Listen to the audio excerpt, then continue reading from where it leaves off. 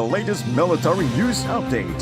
This is AFP Community News, hosted by Rofh Suzon every 12 noon, Mondays to Fridays.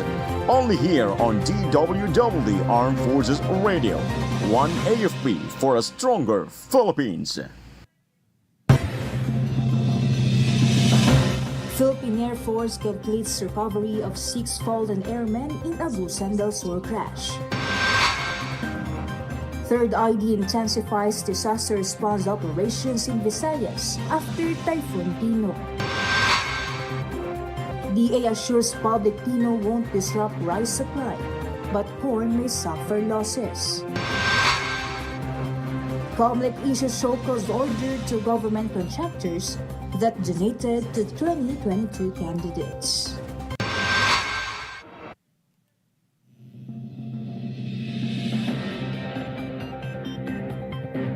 Hello to everyone, especially to our troops at Camp Emilio Ginaldo in Quezon City. Today is Thursday, November 6th, and this is AFP Committee News, your source for the updates on the armed forces and other developments across the country. I am Rofh Suzon-Abay, here to bring you today's stories. DWDD Armed Forces News. For the brief overview of our news, the Philippine Air Force, in coordination with the Philippine Army and local authorities, has completed the retrieval of the remains of 6 aircrew members from the Super Huey helicopter that crashed in Agusan del Sur. The helicopter was conducting a humanitarian assistance and disaster response mission following Tropical Storm Tino when the incident occurred. An investigation is underway to determine the cause of the crash. The Philippine Air Force extends its deepest condolence to the families of the fallen heroes, honoring their bravery and unwavering dedication to service. DWDD Armed Forces News. Relatedly, the Philippine Air Force mourns the loss of 6 brave airmen who perished in a helicopter crash in Agusan del Sur while conducting humanitarian assistance and disaster response operations after Tropical Storm Tino. The fatalities were identified as Captain Pauli Dumagan, Second Lieutenant Royce Luis Camigla, Sergeant Yves Sihub, Sergeant John Christopher Golfo, A1C Erickson Merico, and A1C Amir Kaidara Pion. The Philippine Air Force extended its deepest condolences to the families and loved ones of the fallen personnel. Their courage, sacrifice, and devotion to duty serve as a lasting inspiration to all who serve the nation. Armed Forces Radio. And now from NOLCO, let us hear some information from Joanne. 17th IB joins National Day of Charity, gives back to community. The 17th Infantry Do-or-Die Battalion, Philippine Army, under the leadership of its Bravo Company's Modified Community Sustainment Support Team, joined hands with the PNP Rizal, the LGU Rizal, and the PCSO in commemorating the National Day of Charity, held at Sitio Lukban, Barangay Masi, Rizal, Cagayan. With the theme Charity in Action, Building a Caring Nation, the event highlighted the spirit of compassion and unity as relief goods were distributed to members of the ETA community. The initiative not only provided much-needed support to indigenous families, but also strengthened the bond between the government and the people it serves.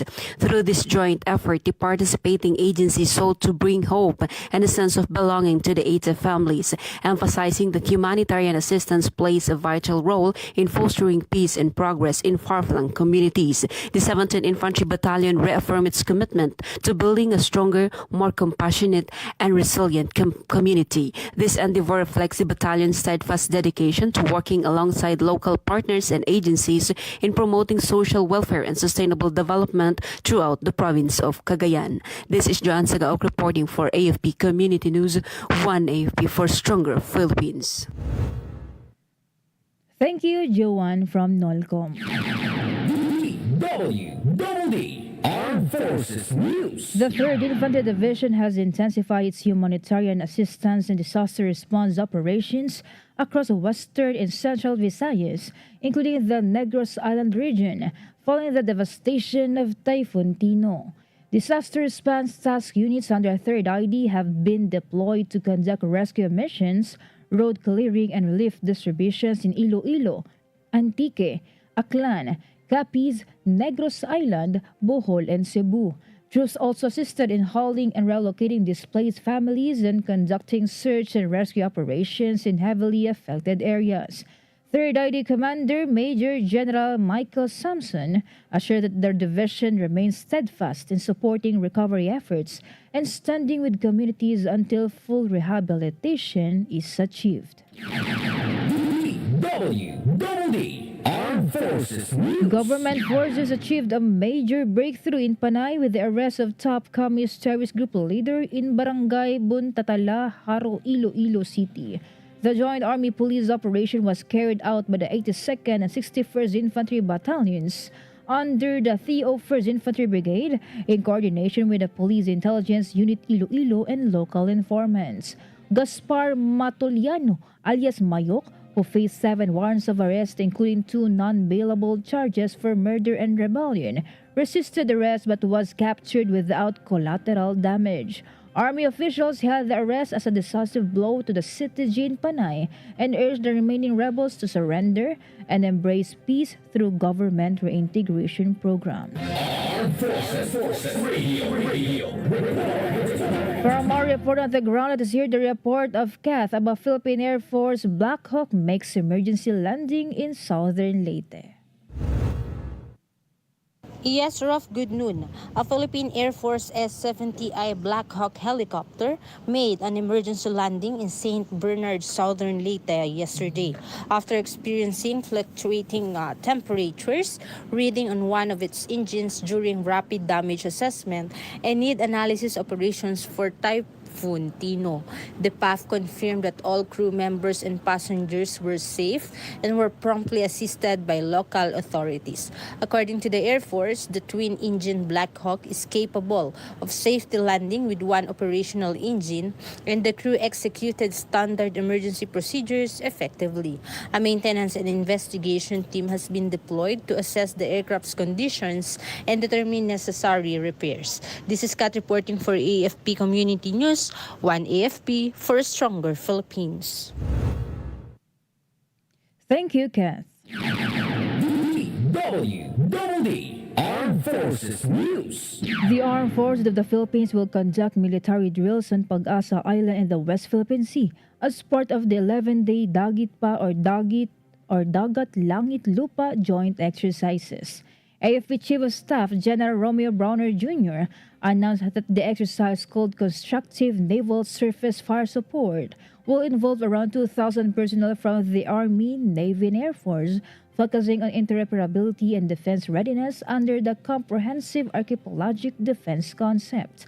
He emphasized that the drills highlight the military's commitment to defend Pag-asa Island, the country's westernmost inhabited territory, and extend protection across the exclusive economic zone. He noted that similar exercises were held at Kota Island last year, with Chinese vessels observed nearby but not interfering in the operations. DWDD National News. For our national news, Cebu City Mayor Nestor Arquival called for help after Typhoon Tino triggered massive flooding in parts of the city. Arquival said their equipment and personnel are already on the ground, but they still need more help. He added that the city is in need of heavy equipment, volunteer drivers for heavy equipment, and volunteers for clearing operations. The local executive also said they would be accepting food, drinking water, hygiene kits, blankets, tents, and other basic necessities as many families are struggling right now because of the typhoon. Armed Forces Radio. Some information from Ken about 500 former MILF combatants to get free Hajj pilgrimage next year. At least 500 former members of Moro Islamic Liberation Front are set to benefit from a free Hajj pilgrimage to Saudi Arabia next year under the Bangsamoro Pilgrimage Authority. The initiative follows a proposed increase in the BPA's 2026 budget from 100 million to 200 million.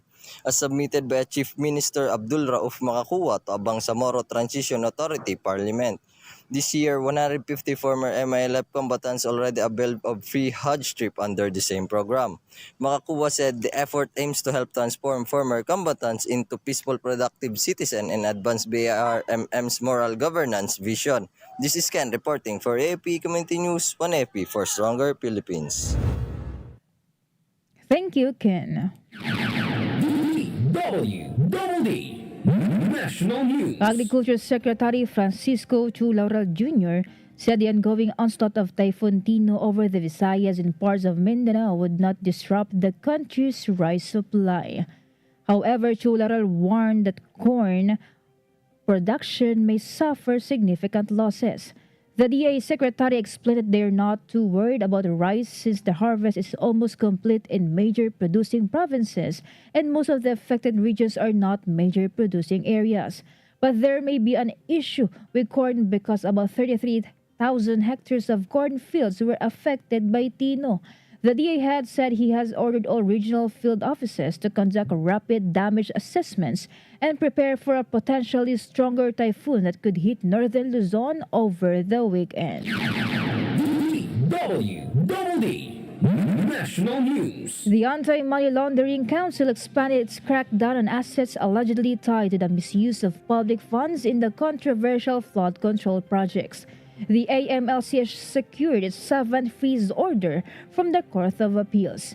AMLC said the new freeze order covered 45 additional real estate properties and 81 luxury vehicles, including high-end sports cars, SUVs, and motorcycles reportedly owned by the former government officials.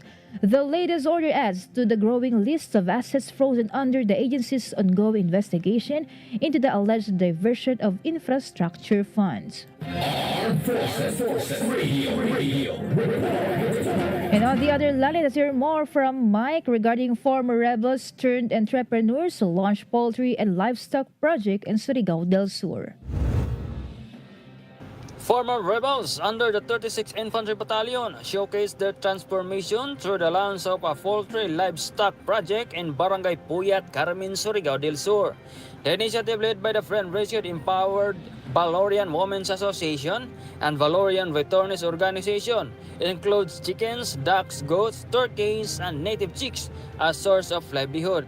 Supported by the Office of the Presidential Advisor on Peace, Reconciliation, and Unity, Department of Social Welfare and Development, other agencies, and local government units.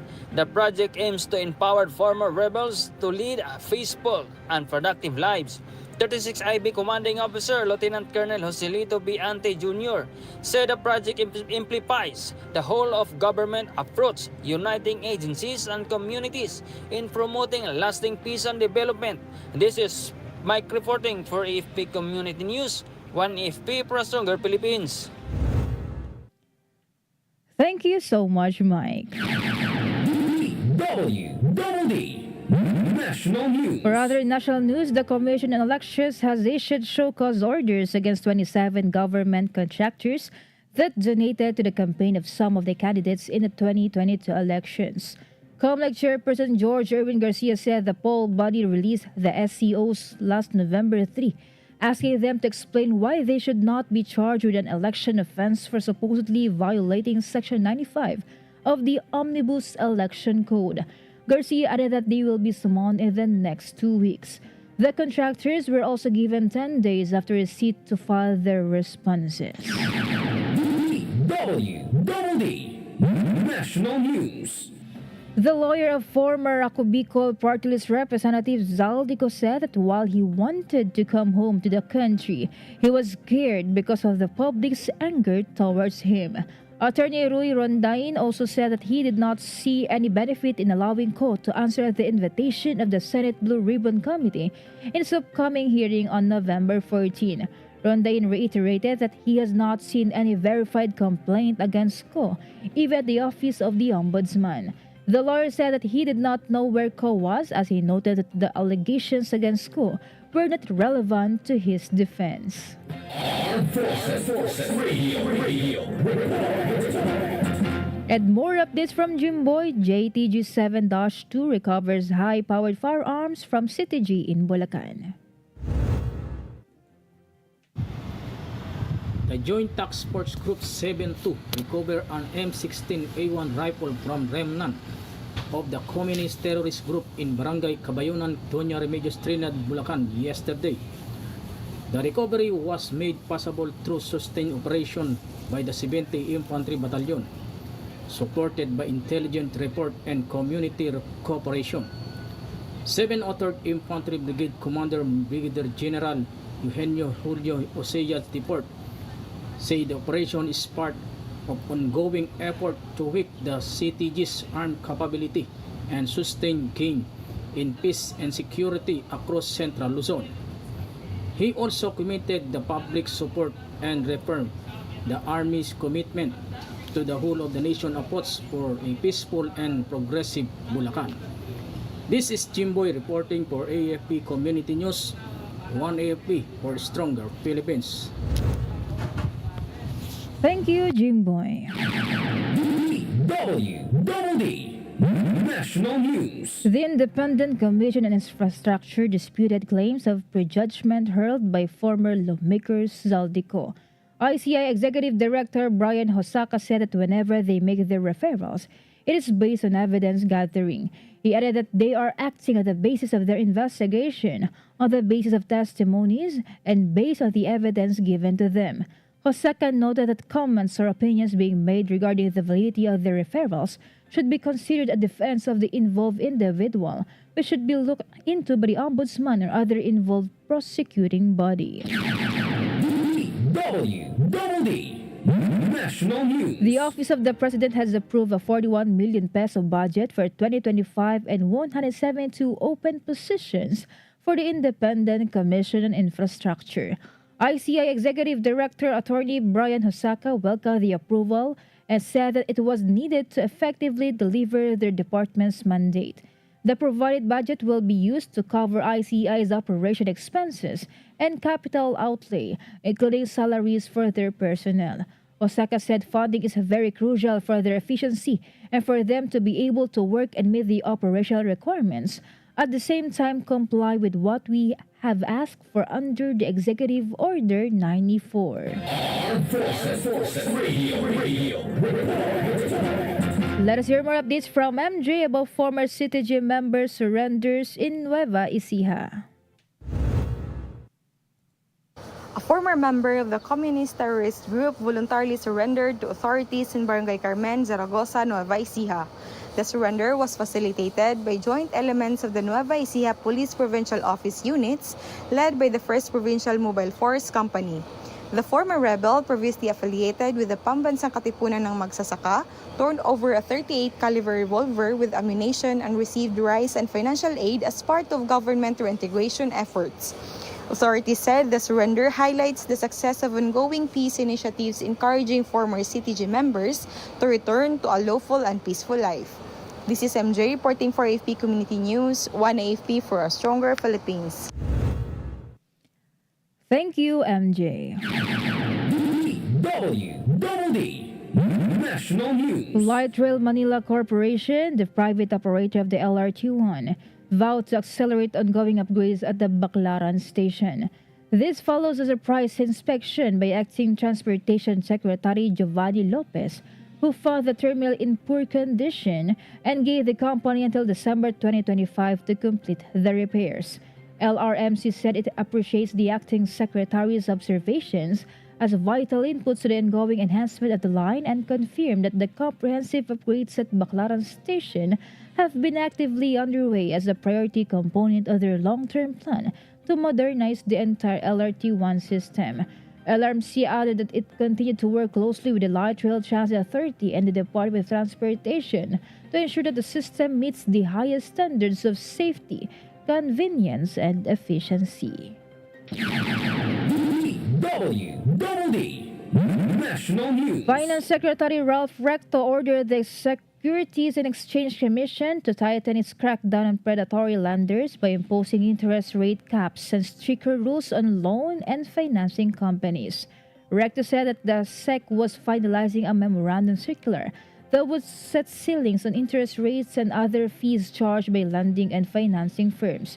The secretary added that they need to strengthen protection for their fellow Filipinos, especially now that online lending platforms are increasing, where people often fall victim to excessively high interest rates and end up buried in debt. He added that the DOF will assist the SEC in tightening regulation over these platforms.